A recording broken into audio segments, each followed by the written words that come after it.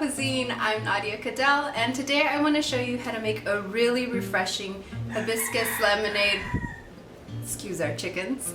A hibiscus lemonade drink. You can make this as a cocktail with the whiskey, or you can make it as a mocktail.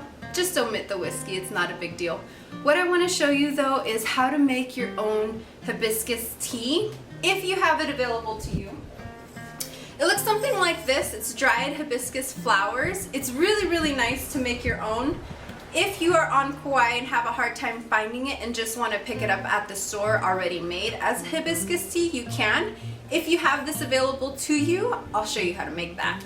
We'll also be making a lemonade. Again, if you have something that you just want to pick up at the store, you can use that. It's not a big deal. But I'm also going to show you how to make a vanilla bean simple syrup, which really helps with this recipe and kicks off all of the flavors. So I hope that you guys enjoy it. We'll start off by making this, and let's go grab a drink and let's enjoy. So to start us off with this recipe, you're going to bring your water to a boil. It's important to do this first before adding in the hibiscus. So in the meantime, I'm going to cut up some lemons and get things ready for my lemonade as that water boils. You can do the same if you'd like. So juice your lemons. And now my water's reached a boil, and I'm going to add in that dried hibiscus flower and leave that on low. You can stir it every once in a while. You're going to do this for about 20 to 30 minutes on low. It should have this rich, deep color to it. And then you can sweeten it as much as you'd like. I'm using that vanilla simple syrup, which I'll show you in just a second, but however you'd like to sweeten it. Now you can turn it off and add a pinch or two of salt to kick off the flavors. Now to make this simple syrup, you're going to do equal parts. That means equal parts sugar and equal parts water. So I'm going to do a cup of sugar and a cup of water. I'm going to set that off to the side. And I'm using a Tahitian vanilla bean, but whatever vanilla bean you have is perfectly fine. Now I like to take a small knife and just slit this vanilla bean right down the middle as best as you can. And then you can separate it. I'll set that off to the side for now, and I'm going to measure out that cup of filtered water. Pour that in and get that going. So you can turn that on low. And now you're ready to add in your sugar. It's really important to be able to mix this as it's cooking because you want this to melt down and dissolve. So now that that's started, I'm going to show you with the vanilla bean. There's two different ways you can kind of do this. And you're wanting to take the little bean part out of this, so you can take a spoon, apply some pressure wherever you feel comfortable, and just kind of run that down the vanilla bean. You can see all of that kind of gathering there. And that's where all the flavor is at. So I stick that half of the vanilla bean and all of the little beans inside.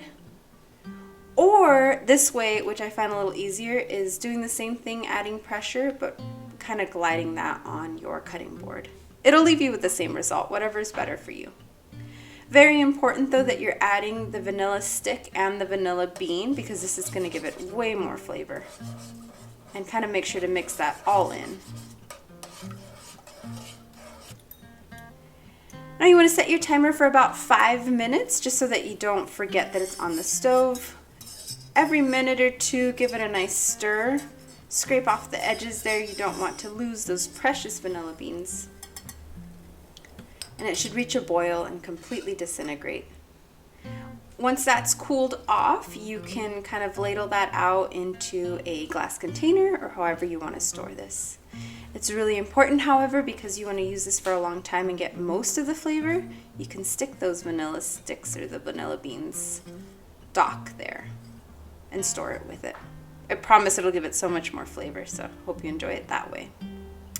So now for my lemonade, the same thing, because I just love the flavor of this. I'm going to sweeten it with my simple syrup. If you don't have that, you can sweeten it with sugar how you usually would. We're adding some filtered water to this. And then just give it a taste until you're happy with your lemonade flavor. you can set that off to the side until we're ready for it, in just a little container there. Now our hibiscus tea has been sitting for about half an hour to really get the most flavor, and you want to make sure to strain this before using it. I like to strain these flowers and put them off to the side in a bowl because you can go ahead and brew it a second time and you'll still get some really great hibiscus tea out of it. Once that's strained, I'm going to do a fine mesh strainer and do it just one more time to make sure that I don't have any small pieces lingering. I'm going to let that cool for about an hour or two. And I'm going to get my ice and my cups ready. This is for the mocktail. There's no alcohol in this one. You're going to fill this up with about 3/4 of a cup of lemonade, and then just the very top part, your hibiscus. Now going into the cocktail version of this, it's the same thing except for you are going to add your ice.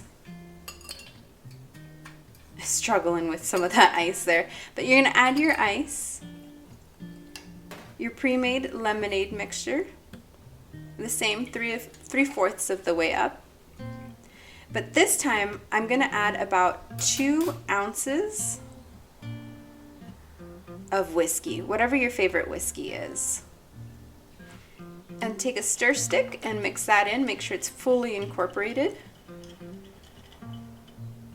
Then I'm going to measure out about 1/2 ounce or 1 ounce, depending on how sweet you like, of that Tahitian vanilla simple syrup I just showed you how to make.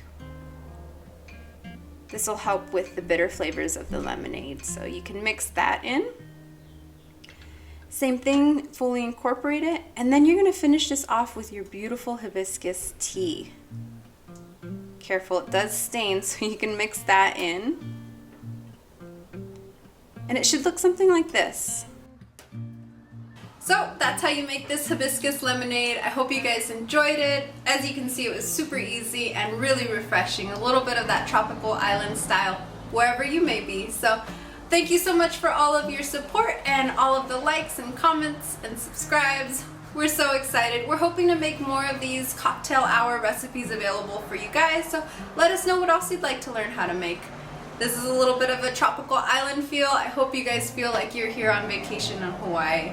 Thank you so much, and hope you guys have a good one. We'll see you on the next one.